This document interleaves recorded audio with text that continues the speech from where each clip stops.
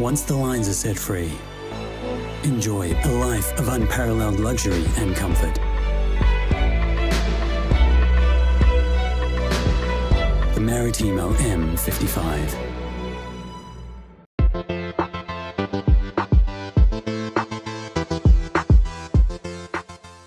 Hi, I'm John McFarlane from Boating New Zealand. When Bob Huntington decided to build an offshore voyaging catamaran for himself and his wife Judy to go offshore, there was only one designer on his shortlist, and that was Ron Given.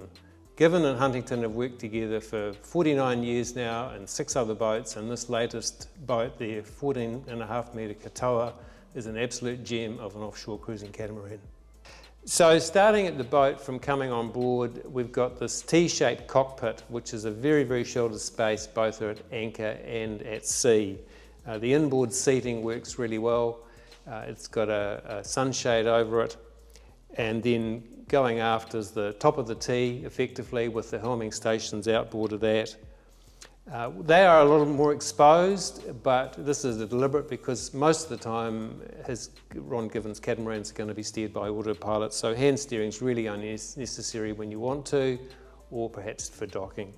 Each steering station has a custom pod which houses the engine and autopilot controls, plus a chart plotter. The autopilot controls and the chart plotter are duplicated at the chart table, so the boat can be controlled and its position monitored at any one of 3 positions. And there's 4 B&G multifunction displays above the entrance to the bridge deck, which can be seen from either helm. When you go inside the boat, the bridge deck, the heart of that is the U-shaped saloon table, and the floor area has been slightly raised in this area so that you can see out the windows. It's just a wonderful spot to spend time.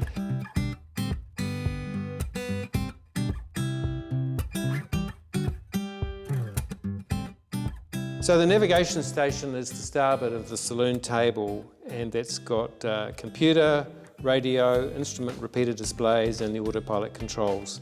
And the main switchboard is just off to the side of that. After that is a sort of a family entertainment area which has got a TV and space to laptops, phone charging and anything electronic. Going down into the porthole, that's got the midships galley, which has been designed for offshore cooking. The main bench, sink, stovetop and eye-level oven are all on the inboard side, and there's another smaller bench, a fridge and the freezer on the outboard side. The centreboard case comes down in the middle of that, but because it's been set well back into the hull, it actually doesn't intrude on that space, and I can speak from personal experience, this galley does work well at sea, you just simply can't get thrown around.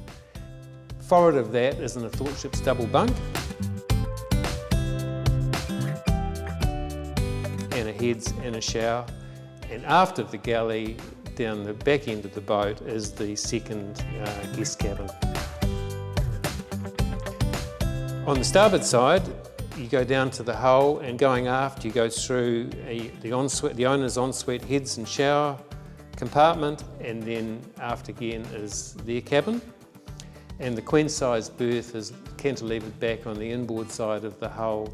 Forward of the access to the starboard hull is a laundry with a wash machine, a bench, a sink, and then forward again is a single cabin, and in there is fishing rods, storage on the side of the hull, and Bob Huntington keeps his tools underneath that bunk.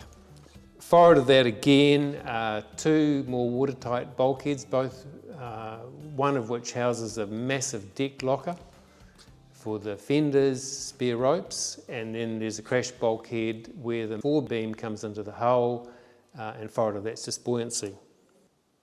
Aft of the sleeping cabins are the engine rooms, and these are accessed through a hatch beneath the helm. And aft of the main beam is another watertight compartment where the rudder shafts come up through and the rudder quadrants. Speaking of rudders, most catamarans this size are fitted with hydraulic steering, but Huntington has crafted a Dyneema rope and quadrant system just to give more feel, and I can report the helming was absolutely delightful. There was no weight on it, but it gave plenty of feel. One of the most important attributes any cruising yacht must have is a really, really good anchoring system. So the anchor lives out on the forebeam. The chain runs back through a slide and rollers to the windlass, and the chain storage itself is at the base of the mast. So this gets all the weight out of the ends of the boat. A couple of refinements on this particular rig. The upper and lower shrouds are on separate chain plates, which allows a walkway in between. So when you're going forward, you don't have to, there's a nice walkway between those shrouds and you don't bang your shoulders on the shrouds. Just the little details that make all the difference. The chain plates are actually fiberglass and they're cast into the hull, so there's never going to be any worries about leaking chain plates or rusty chain plates, which all too often you see after a boat, say after the first decade. So the mainsail is your standard fully battened main. It's got points reefing. Some of Given's other catamarans have got the leisure fill system, but Huntington wanted to keep this whole thing simple, so he's just gone for standard points reefing. It's got a big square top main, but the key feature is the massive boom, which is a sort of Park Avenue style. So when he drops the main, it can all get dropped straight down into that boom, and it just sits there until he can wander around at his leisure and put some strops onto it. The headsail is on a hark and furler and it's self-tacking, and that seems to work really well on Given catamarans because they are inherently well balanced. So it's just one less thing to do when you're tacking. And the winches, there's a couple of Henderson winches on the mast. There's two major primaries back in the cockpit, one of which is powered, and that operates the main halyard because that's quite a long haul up. There's a cluster of 3 Anderson winches in the middle of the main sheet, one to control the main sheet and the other 2 for the traveller controls. There's a safety feature in that one end of the main sheet has been fixed to an emergency dump system, so you just pull one rope and the end of the main sheet goes and that just dumps the main instantly. So our original test day had to be cancelled because of a passing cyclone coming through Auckland. So we had to arrange a last-minute review of Katoa before the Huntingtons left for their Fiji trip.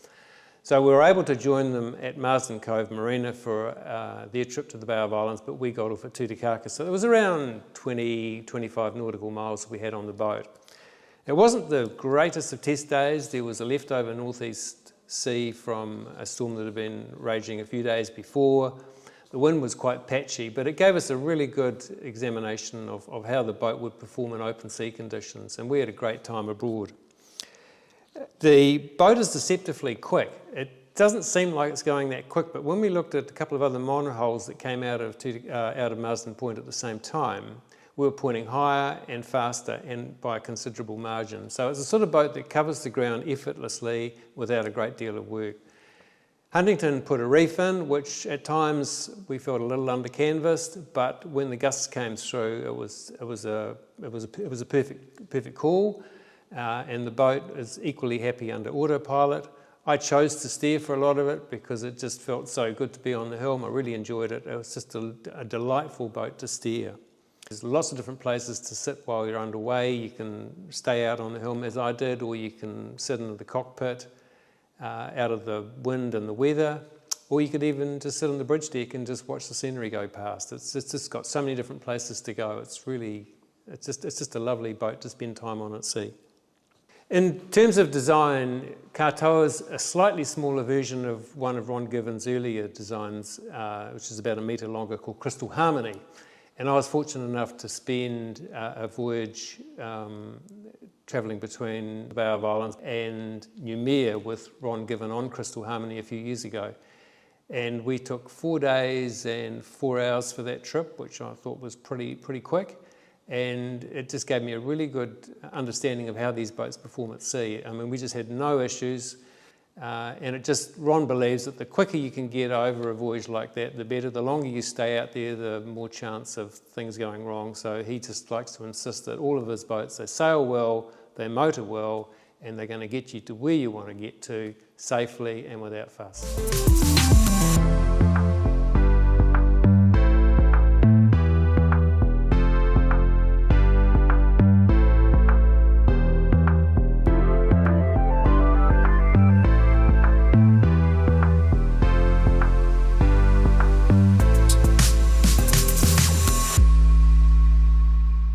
John Ecclestone from Boating New Zealand. Thanks for watching. If you'd like to see more of these videos, please subscribe to our channel.